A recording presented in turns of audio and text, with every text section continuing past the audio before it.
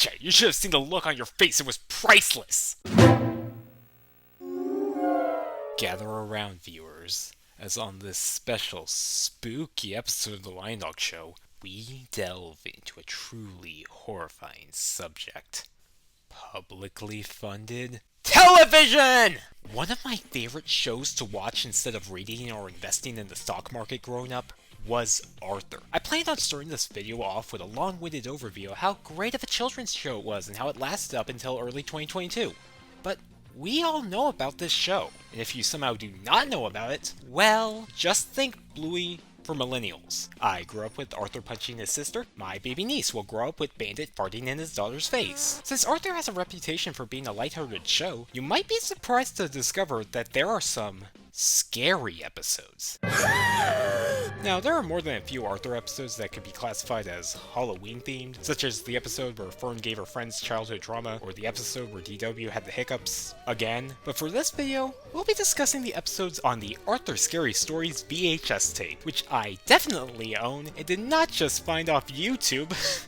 That would be preposterous. So, it looks as though I'll be returning to the world of home releases of cartoons. I had a ton of experience with these growing up. While I never owned any of these outside of some Tom and Jerry collections, I took a lot of these out from the library, mostly of the Arthur and Pokémon variety. In hindsight, it probably wasn't all that convenient to borrow a DVD containing only 4 episodes at most of a show that you could just watch on TV if you were patient enough for 4 days, just to force your mom to waste time and gas driving you back to the library to return it. But hey, it was in an age before Netflix, and my brother really wanted to watch the Pokemon episode with Luxray. Well, that's enough of me barfing out my nostalgia for simple joys that I will never be able to replicate. Let's do the exact same thing in a less obtruse way. Before we hop into these episodes, I should mention how we'll be grading them. While I will give my overall thoughts on each of the 3 episodes, I will also be grading the episodes on my one true love, the Hallo-O-Meter, which rates something based on how Halloween themed it is. Who knows? If you like this concept, I'll use the Hallo-O-Meter again when I cover the VHS tape Arthur Learns to Cope with Anger. You're watching the LionDog Show, and I'm watching some scary Arthur episodes. Well, I'm going to jail. Before we get into the episodes, we have to discuss the show's theme song. Believe in Yourself by Ziggy Marley is the perfect theme song for Arthur. It captures the optimistic themes of the show to a T, and it also stands as a wonderful song on its own. They could have easily just made the theme song merely a basic melody that just repeats the title of the show for a minute, but instead, they never once mention Arthur. It allows this song to fit anywhere. Like, the DuckTales theme song is iconic as well, but if you play that at a club, a lot of people might not understand it. What the heck is a Duckburg? On the other hand, if you play the Arthur theme song, everyone will understand it. If I really had to nitpick about the song, it does feel like a product of its era. If the choice of a reggae theme song wasn't a dead giveaway of when it was made, the use of a certain word will. Yeah, hey was a pretty big buzzword for kids back in the late 90s, early 2000s, and I guess a bit now. It would be like if a show's theme song today constantly used the word based. Still, it's a wonderful kind of start to the show. On to our first episode, Season 2, Episode 7B, Night Fright. This episode starts off with... Will you stop that snoring? I'm trying to sleep! Did I put in the VHS tape for 7 Little Monsters by mistake? Usually, an episode of the show starts off with a brief intro where Arthur addresses the audience Ferris Bueller style about a broad topic that ties into the concept or themes of the episode. But here, we're just treated to 2 monsters arguing about Arthur's dog Pal's snoring. Arthur's only dialogue to the audience... Ever have one of those nights when you couldn't sleep because of the monsters under your bed and in your closet? Sort of fits the plot of the episode, but also doesn't at all. Also, in these intros, Arthur's usually apparent on what's a hypothetical concept, but he doesn't say that this is all in his head. Are we to believe that monsters canonically exist in the Arthur universe or not? It just leaves me a little confused. Is it at least entertaining? Not really. It's just the 2 monsters hurling schoolyard insults and objects at each other. I read comments on a YouTube upload of this episode, and most of them are about how funny this intro was. So maybe my Sun-made brand raisin of a brain can't comprehend this comedy, but personally, if I really wanted to watch a watered-down version of Monsters Inc., I would just watch monsters at work. Well, that was just the cold open. Perhaps the episode proper will make a little more sense. The hills are alive with the smell of burgers. I should really stop opening my mouth and exhaling simultaneously. Okay, I'm not even going to try to explain this scene because it is obviously a dream, rather a nightmare. Looking back, one of the show's most memorable aspects were the dream sequences. They felt like both the writers and animators' chance to stretch their legs and get outside the box in an otherwise down-to-earth show. After Binky wakes up, it's revealed that he sleeps with a nightlight that looks as though it would cause more nightmares than prevent. A fact that he really once kept a secret. We then cut to a following day at school where Arthur and company are discussing a new Scare Your Pants Off video, the Arthur equivalent of Goosebumps. Upon eavesdropping on this conversation, Arthur's teacher, Mr. Ratburn, says, "Screw education, this class is now a survey," and asks the class on what scares them the most. I swear if none of these kids say home entertainment logos, they're not real 90s kids. This question gets answers such as roller coasters, dummies, as told by a stand-up comedian, Ventriloquist dummies. I mean, what's all that about anyway? and a spoon. Yes, a spoon. Damn. After school, while waiting for the parents to pick them up, Binky teases Arthur about being stuck at school if his parents don't arrive. Karma then instantly hits Binky like a truck when he learns that Arthur will be spending the night in his room. Oh no. What, this?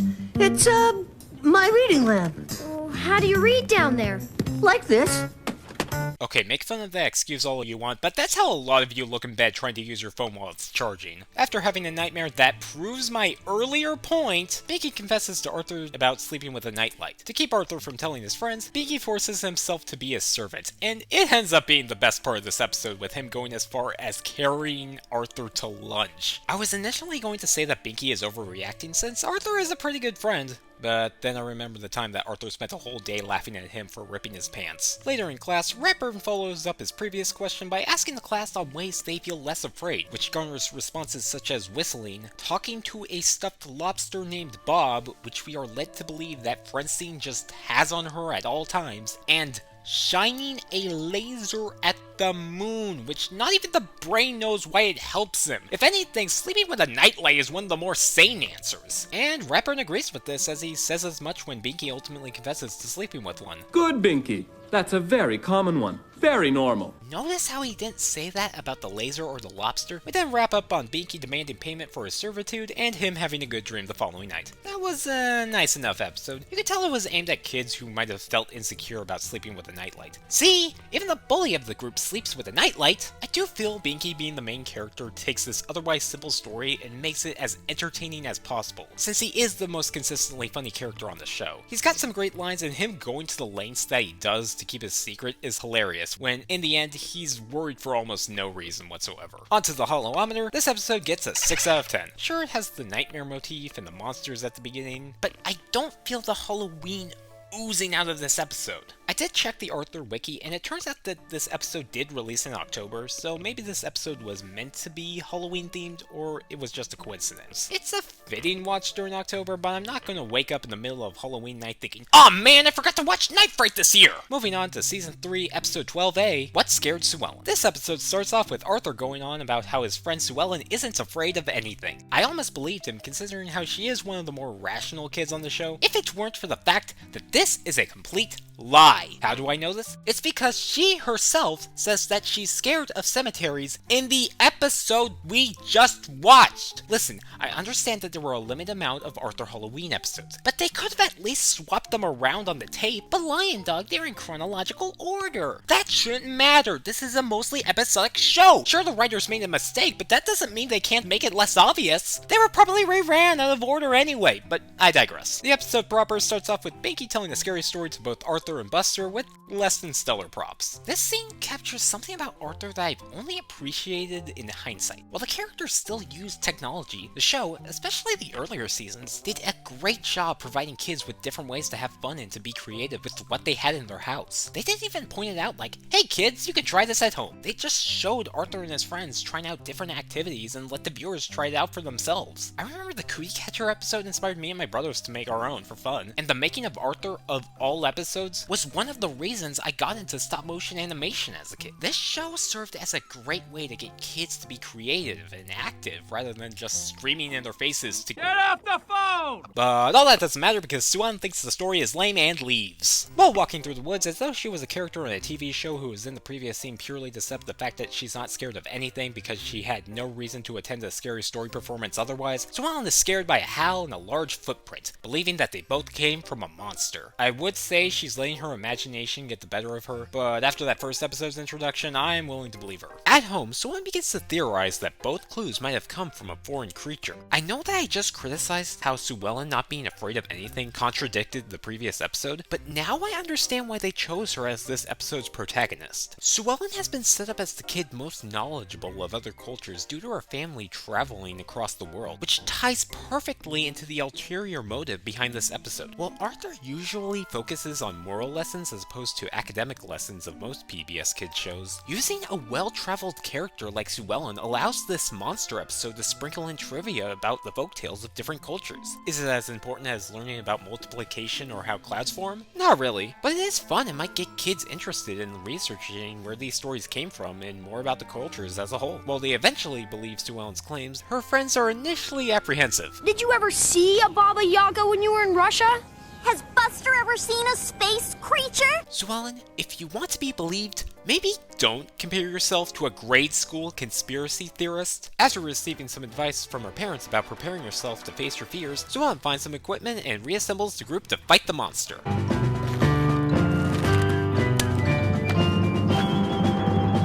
Ugh. I hate when the superhero only wears their iconic suit in the third act. Once they return to the woods, Sue Ellen quickly finds out what was behind the noise. It's... You tell Arthur Reed that he'll never eat lunch in this town again. Actually, no, it's not Matt Damon. It's Perky, the neighbor's dog and pal's mother. So, what's the reward for finding her? I shall give you all a big kiss. Hello, yes? Yeah, I'd like to file a complaint to HR. Yeah, it's the crazy old lady again. Yeah, you guys know what to do at this point, right? Okay, thanks. We then finished off the episode with Sue Ellen recounting the story to her friends. That was a really good episode. It did a good job at blending a classic lesson about facing your fears with some interesting facts about the monsters from different cultures. My only complaint is that I wish the revelation of the monster being Perky was properly alluded to instead of just coming out of nowhere. Would it have been that hard to have a missing dog poster somewhere in the background? Also, what was with the giant footprint in the woods? They never explained that. Is it too much to ask for proper setup and payoff in a television show meant for fetuses? But who needs logical storytelling when you have a rating of 8 out of 10 on the Hallo-O-Meter? I love how this episode is set in the fall instead of the generic springtime of most episodes. It leads to some excellent Halloween-styled environments like the bare tree branches resembling claws. Add in the different monsters reference and you've got yourself an episode that feels right at home in a Halloween special marathon. Now on to the final episode of this tape, Season 4, Episode 3B, The Fright Stuff. This episode's introduction starts off with Arthur pulling a prank on the viewers. Mine was better than explaining his love for pranks. That is, until another Arthur emerges from the tree and turns this intro into a variation of that overused Spider-Man meme. They then start to rip off each other's masks like they're fictional spies until one of them just rips off the other's head. Fun for the whole family. The actual episode starts off with one of the most awkward expository lines I have ever heard. I get that the audience for this show are kids whose parents haven't even met yet, but I'm pretty sure even they would know what Brain is eating. Or do they? Because he's not eating spaghetti, he's eating Worms! Yuck! Except he's not eating worms, he's eating gummy worms. Wow, twist within twists. Very twisty. Brain isn't the only one being pranked as Binky finds a skull in his football helmet. A human skull, might I add? Yeah, I'm not even gonna bother opening up that can of worms. Worms! Arthur also gets scared by a fake spider. It gives the performance of a lifetime. Get it off! Get it off! No, no. Oh my goodness, he sounds like his life is being sucked right out of him and he's slowly accepting his fate. Give this boy an Oscar. It's soon revealed that these pranks were done by Francine and Muffy as a way to invite them to Muffy's Scary costume party. not a Halloween party, it's a scary costume party. Okay, either the writers wanted to keep this episode somewhat evergreen for reruns, or Muffy's parents are the type that think Halloween is satanic or something. It wouldn't be the first time they played that role. The older I get, the more I think that there's nothing scarier than girls. Saying the party is nothing more than another attempt to prank them, the boys concoct a plan to scare the girls first. I got it! Okay, Arthur, Buster, Brain, Binky, listen to me. I know the best way to scare those girls. But no, they instead looked at classic horror stories for inspiration. This bit reminds me a lot of the folktale explanations from the previous episode. Oh, the good old memories of a few minutes ago. It's a bit on the nose, like the way Buster says War of the Worlds by H.G. Wells. It sounds like he's giving me a recommendation for my free audiobook courtesy of audibletrial.com, but sure is a better way to get kids interested in these stories than tackling the kids and saying, read it. Also, the Telltale Heart scene was yet another way Arthur inspired me growing up. I remember finding a heart-shaped chocolate tin for Valentine's Day and carrying it around with me with stuff inside, thinking I was some sort of edgelord when I was really just a dumb kid. But I guess all that info dumping was for nothing, as Arthur and crew go with this! Perhaps I'm what Mr. Potato Head would refer to as an uncultured swine, but I don't remember any classic horror monsters that look like Davy Jones dressed up as Jack Skellington at the start of The Nightmare Before Christmas. On the night of the scary costume party, Arthur lures Francine and Muffy into a vacant room which the girls had set up for their prank, but instead of finding their equipment, they come across the boys' ghost prank. After the fact, however, we learn that Buster and Brain were in a different room? But if Arthur was in the library, and Buster and Brain were in the playroom, then... Oh, of course, Binky, the Chad that he is, learned to fly to scare the girls. Sorry I'm late, but I walked into the refrigerator and broke my pumpkin. Can I be a Cyclops instead? Wait a minute. If Arthur was in the library, and Buster and Brain were in the playroom, and Binky was elsewhere, and I'm right here, and you're watching this video, and if he's frozen in there, and we're out here, and he's the sheriff, then it must have been a Oh, a ghost. Why were you expecting me to freak out at that? We know that monsters and giant birds exist in this world. Ghosts were the next logical step. Who's up for finding the Loch Ness Monster in Elwood City? It turns out that the ghost father didn't appreciate her pulling that prank on the kids. And Muffy's dad feels similarly towards them as he makes them promise not to pull another prank. I don't know about you, but the last person I want teaching me good morals is a used car dealer monkey. So the kids put their prank war aside to enjoy the party, and the ghost and her family do the same. The end. I'm kinda split on this episode. I like the concept of the prank war that nods to classic horror stories, and the way they leaned into the more fantastical with the ghost family, which they did a good job at foreshadowing. The only thing I don't enjoy is the moral. The lesson that all pranks are bad feels so black and white, especially for a show that was good at having nuance to its lessons. I may not be one for pranks myself, but a ton of people love to be scared by them. Even the main title character admits to enjoying them at the very start of the episode. I understand that pranks can get out of hand, but there's definitely a fine line between an innocent joke amongst friends and a harmful prank pulled purely to humiliate someone. And if I'm being honest, none of these pranks cross that line. Maybe if the kids' pranks became progressively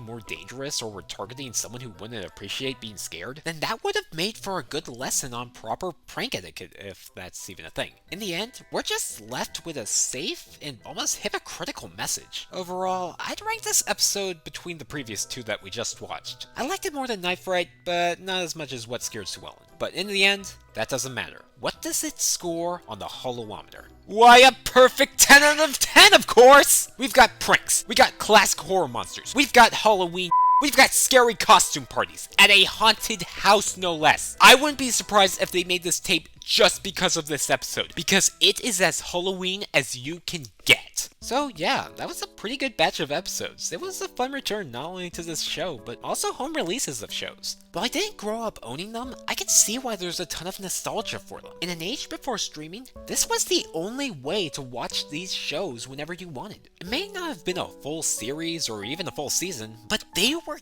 your episodes, even after the company lost the rights to the show or after they needed to dig between the couch cushions for a few extra dimes. I feel like a lot of people forget just how nice it is to own your own media, especially physically. We've reached a point where Universal is promoting the concept of paying for a show or a movie once and owning it forever as some novel gimmick, when it was the norm not too long ago. A lot of people may not appreciate it, and to each their own. I'm not going to tell you how you're supposed to consume your content. Go ahead and watch Breaking Bad on your Nintendo 3DS. But I'll always appreciate physical releases, like this one. Ones with episodes themed for specific occasions that give you an excuse to revisit them. And I will definitely be returning to this physical release for years to come. Except for right now, this VHS tape is due by closing time. Hey Mom, can you drive me to the library? You've been watching The LionDog Show. Have a great day, and have a happy, scary costume.